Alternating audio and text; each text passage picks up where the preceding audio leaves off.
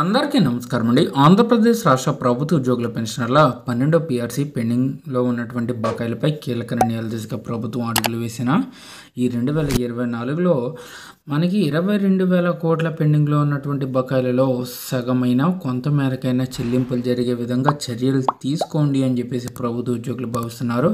అయితే ఈ 2024లో అంటే ఈ 2 నెలల్లోనే హాఫ్ ఆఫ్ ద బకాయిలు అయితే రిలీజ్ చేసిన. సో ఈ వీడియోలో వీటి గురించి పూర్తిగా డిస్కస్ అయితే చేద్దామండి. ముందుగా వీడియోని సపోర్ట్ చేసే వారందరూ కూడా వీడియోని ఒక లైక్ చేయండి. ఈ వీడియోకి నేను ఇచ్చే టార్గెట్ 500 లైక్స్ అండి. ఖచ్చితంగా లైక్ చేయడం ద్వారా చాలామందికి వీడియో రీచ్ కావడం జరుగుతుంది. తద్వారా ఎంప్లాయీస్ సమస్యలు ప్రతి ఒక్కరికి కూడా తెలుస్తాయి. సో ఏపీటీఎఫ్ అయితే ఉపాధ్యాయుల సమస్యలను పరిష్కరించండి అని చెప్పేసి డిమాండ్లు చేయడం జరుగుతుందండి. డిఈఓకు ఏపీటీఎఫ్ నాయకుల వినతి. సో ఇక్కడ ఉపాధ్యాయుల సమస్యలను వెంటనే పరిష్కరించాలని ఏపీటీఎఫ్ నాయకులు డిఈఓను కోరడం జరిగిందండి.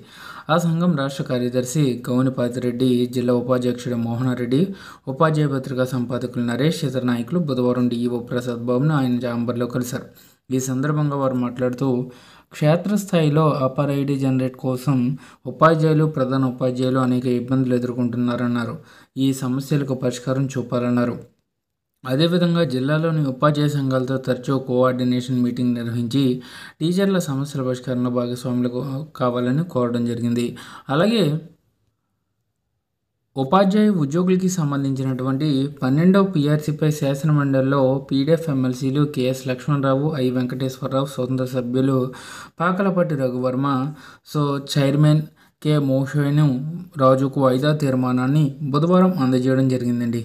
సో ఇందులో భాగంగా 12వ పీఆర్సీ కమిషన్ను గత ప్రభుత్వం నియమించలేదని, సో ప్రస్తుత ప్రభుత్వం నియమించాలని కోరడం జరిగింది. అంటే as soon as possible Andhra Pradesh రాష్ట్ర ప్రభుత్వం 12వ పీఆర్సీకి సంబంధించి కొత్త కమిటీని అయితే నియమించాల్సి అయితే ఉందండి. సో ఆ కమిటీ ఇచ్చే రిపోర్ట్ ప్రకారంగా ఉద్యోగ ఉపాధ్యాయులకి సంబంధించి కొత్త పే స్కేల్స్ అయితే ఇవ్వాల్సి అయితే ఉంది. ప్రస్తుతం ఈ ప్రభుత్వం అయితే ఖచ్చితంగా నియమించాలండి. ఇకపోతే ఉద్యోగ ఉపాధ్యాయులకు 22,000 కోట్ల బకాయిలు చెల్లించాలని, వీటిల్లో అన్నీ కాకపోయినా కొంత మేరకైనా చెల్లించే ప్రయత్నం చేయాలని కోరడం జరిగింది. ఇకపోతే కాంట్రాక్ట్ ఉద్యోగుల రెగ్యులరైజేషన్ ప్రక్రియ మధ్యలో ఆగిందని, దీన్ని కూడా కొనసాగించాలని ఈ అంశానికి సంబంధించి చర్చకు వచ్చినట్లు ఇక్కడ తెలపడం జరిగిందండి. అయితే ఈ చర్చకు వచ్చిన ఈ అంశాన్ని అనుమతించబోమని పీడీఎఫ్ సభ్యులు ఇచ్చిన వాయిదా తీర్మానాన్ని చైర్మన్ అయితే తిరస్కరించారండి.